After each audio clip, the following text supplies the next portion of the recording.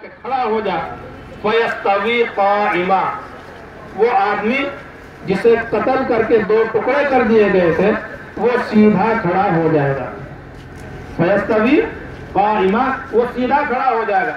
ثم یقول له اتؤمن بی، اس کے بعد پھر دجال اس سے کہے گا کہ کیا تم مجھ پر ایمان لاتا ہے، تم مجھے اپنا رب مانتا ہے. فیقول ما ازددت فیک الا بصیرا، تو یہ ایمان والا کہے گا کہ تیرے اس عمل سے اور اس ساری حرکت سے میری بصیرت اور بڑھ گئی ہے کہ تو کیا ہے، دجال ہے، تو خدا نہیں ہے.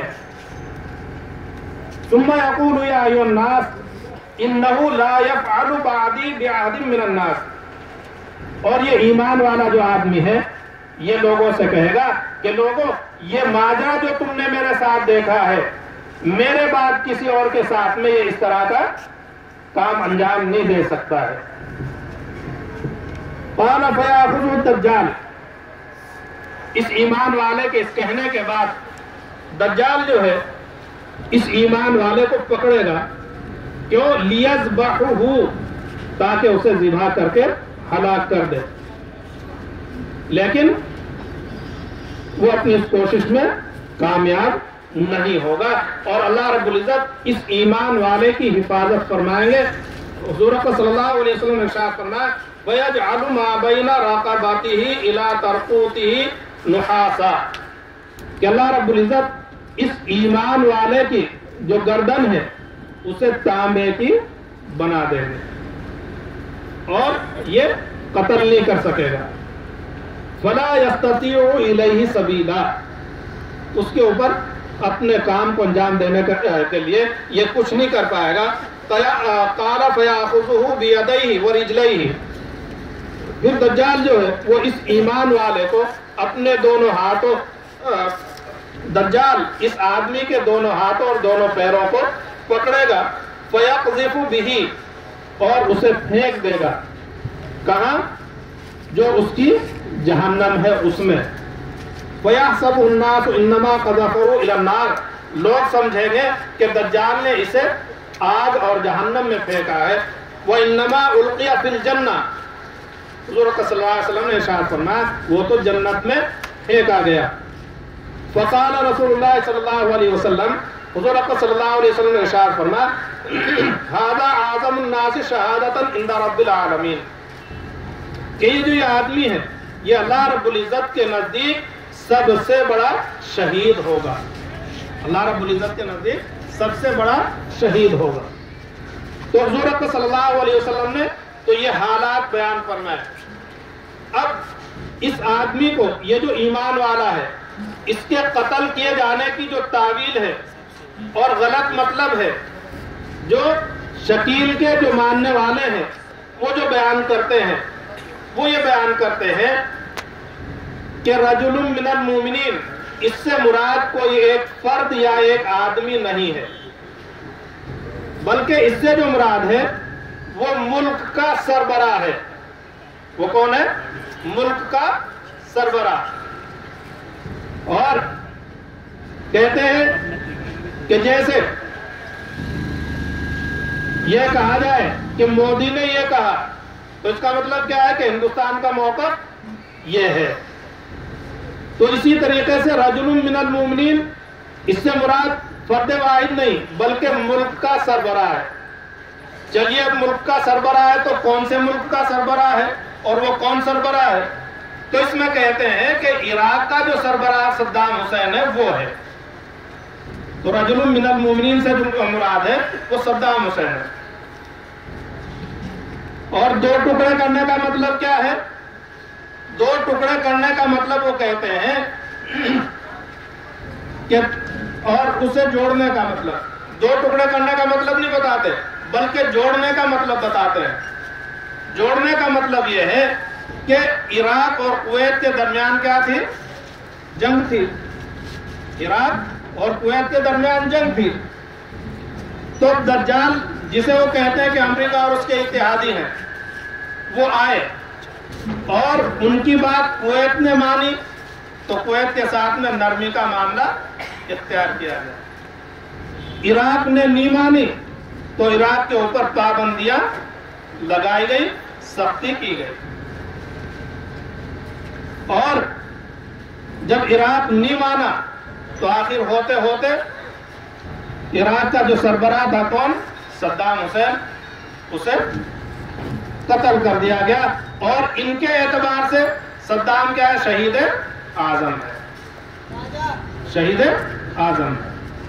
یہ مطلب بیان کرتے ہیں۔ اب اگر یہ مطلب صحیح ہے،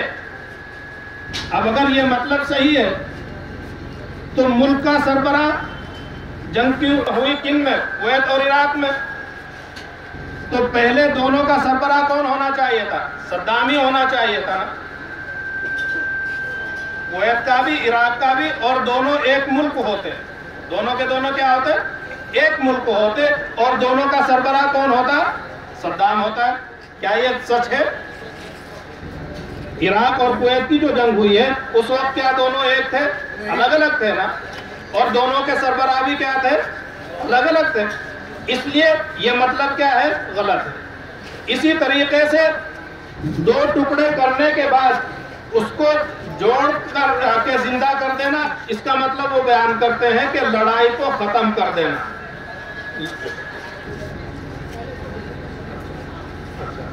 تو یہ کہہ لیجئے کہ جوڑنے سے مراد اگر ملک کا سربراہ ہے تو پھر عراق اور کویت کو دونوں کو ایک ہو جانا چاہیے نا، عراق اور کویت کو دونوں کو ایک ہو جانا چاہیے، تبھی تو دونوں کا ایک سربراہ ہوگا۔ لیکن امریکہ اور اس کے اتحادیوں کے آنے کے بعد کیا دونوں ملک ایک ہوئے؟ نہیں ہوئے۔ تو جب نہیں ہوئے تو یہ مطلب غلط ہے، یہ مطلب صحیح نہیں ہے۔ اور اسی طریقے سے دجال کے جو کارنامے ہیں ان کے تعلق سے وہ یہ بھی کہتے ہیں کہ دیکھیں دجال کیا ہے؟ کافر ہے، اور رجل من المؤمنین یہ ایمان والا ہے، اور اللہ تعالیٰ کی جو مدد ہے وہ انبیاء علیہ السلام کے ساتھ میں رہی ہے، تو اسی طریقے سے ایمان والوں کے ساتھ میں رہے گی۔ ان کے مقابلے میں کافر ہوگا تو اللہ ایمان والے کی مدد کریں گے، کافر کی مدد نہیں کریں گے۔ اور جب وہ اس بات کو کہتے ہیں تو عام طور سے لوگ کہتے ہیں کہ ہاں تمہاری بات صحیح ہے، اور مثال میں وہ حضرت موسیٰ علیہ السلام اور فرعون کا جو واقعہ ہے اسے بھی بتاتے ہیں کہ دیکھیے اللہ نے حضرت موسیٰ علیہ السلام اور ان کے ساتھیوں کی مدد کی، فرعون اور اس کی فوج کو غرق کر دیا۔ تو جیسے حضرت موسیٰ علیہ السلام کی مدد کی، ایسے ہی ہمیشہ اللہ تعالیٰ کیا ہے؟ ایمان والوں کی مدد کریں گے، کافروں کی مدد نہیں کریں گے۔ لیکن آپ خود سوچ لیجئے کہ صدام کو شہید اعظم وہ کہہ رہے، کس نے اسے سولی دی ہے؟ کیا کسی ایمان والے نے دی ہے؟ تو اب یہ غیر ایمان والے ہی تو سولی دینے والے ہیں۔ اگر یہی بات صحیح ہے کہ اللہ ایمان والوں کی ہی مدد کریں گے تو صدام کو غیر ایمان والوں نے سولی کیسے دے دی؟ یہ اس واقعے کے ذریعے سے ہی ان کا جو جواب ہے وہ غلط ثابت ہو جاتا ہے۔ اور دیکھیے ایک تو ہے دنیا کا معاملہ اور ایک ہے آخرت کا معاملہ۔ دنیا کے تعلق سے اللہ رب العزت نے یہ بتا دیا ہے خود قرآن کریم میں، سورہ آل عمران میں، وَتِلْكَ الْأَيَّامُ نُدَاوِلُهَا بَيْنَ النَّاسِ۔ اور یہ جو آیت ہے یہ جس موقع پر نازل ہوئی ہے وہ ہے غزوہ احد کے حالات کے بعد، غزوہ احد کے جو حالات ہیں ان کے بعد کی ہے آیت نازل ہوئی ہے، جس میں حضرات صحابہ کرام رضوان اللہ تعالیٰ علیہم اجمعین کو یہ احساس ہوا تھا کہ ہم ایمان والے ہیں اور ہم جیسے بھی ہیں۔ حضور اکرم صلی اللہ علیہ وسلم تو معصوم ہے، لیکن اس غزوے میں آپ صلی اللہ علیہ وسلم بھی زخمی ہوئے ہیں، آپ کے دندان مبارک بھی شہید ہوئے ہیں، تو پھر یہ غیر ایمان والوں کا ہمارے مقابلے میں غالب آنا اور یہ اس طرح کے حالات ہونا یہ کیوں ہو گیا؟ تو اللہ رب العزت نے تسلی دینے کے لیے ارشاد فرمایا تلک الایام نداولها بین الناس، یہ جو دنیا کے دن ہیں ان کو تو ہم عدلتے بدلتے رہتے ہیں، دنیا میں کبھی کوئی غالب ہے کبھی کوئی مغلوب ہے، تو یہ حالات دنیا میں رہیں گے۔ اور اللہ رب العزت نے انبیاء अलैहिस्सलाम के ताल्लुक से ये भी कुरान करीम में वाज़ेह तौर से कई आयतों में इरशाद फरमाया फरीक़न कज़्ज़बतुम व फरीक़न तक़्तुलून, कि अंबिया के एक जमात को तुमने झुटलाया, झुटलाने वाले कौन है?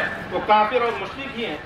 और फरीक़न तक़्तुलून, और अंबिया के एक फरीक को तुमने कत्ल भी किया, तो ये कत्ल करने वाले भी कौन है? काफिर और मुशरिक ही है। तो जब अंबिया अलैहिस्सलाम को भी गैर ईमान वालों ने कत्ल किया है, तो फिर इसका मतलब क्या है? वही है कि अल्लाह रब्बुल इज्जत इस दुनिया में इन दिनों को बदलते बदलते रहते हैं। हाँ, आखिरत में ये होगा कि अहले ईमान को अल्लाह ताला नेमतों से नवाजेंगे और गैर ईमान वालों को उन तमाम नेमतों से महरूम रखेंगे। तो जब ये हकीकत खुद कुरान करीम के बयान की हुई है, तो इस हदीस पाक का ये जो मतलब बयान किया गया है, ये क्या है? सरासर गलत है। और इस तरह का कोई भी मतलब बयान करता है तो उसे निश्चितता से ही मानना चाहिए, बल्कि वहीं से समझ लेना चाहिए कि ये जो आदमी है ये खुद ईमान से महरूम हो चुका और अपनी इस कोशिश और गुफ्तगू के जरिए से हमें भी क्या है? महरूम करना चाहता है। तो ये तो दज्जाल के ताल्लुक से कुछ हालात आप हज़रात के सामने आए। हज़रत ईसा अलैहिस्सलाम के जो हालात हैं उनके ताल्लुक से भी कुछ आप हज़रात के सामने अर्ज करता हूँ।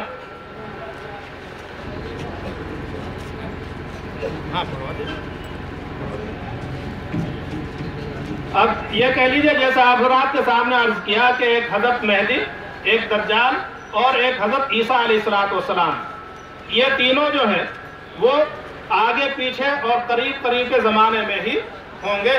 तो इनमें से हज़रत मेहदी और दज्जाल के ताल्लुक से आप हज़रात के सामने कुछ हालात और गुफ्तगू जो है वो आई है। हज़रत ईसा अलैहिस्सलाम के ताल्लुक से इंशाअल्लाह कुछ बातें अर्ज की जाएंगी। उससे पहले ये चाहा जा रहा है कि आप हज़रात को एक नात पाक सुनवा दी जाए, ताकि आपके दिलों में एक नशात और बशाशत की जो कैफियत है तो पैदा हो जाए। तो इसलिए ये मुनासिब और बेहतर है कि आप हज़रात पहले नात पाक समाअत फरमा लें, इंशाअल्लाह बाकी जो गुफ्तगू है उसके बाद उसकी कोई बात नहीं।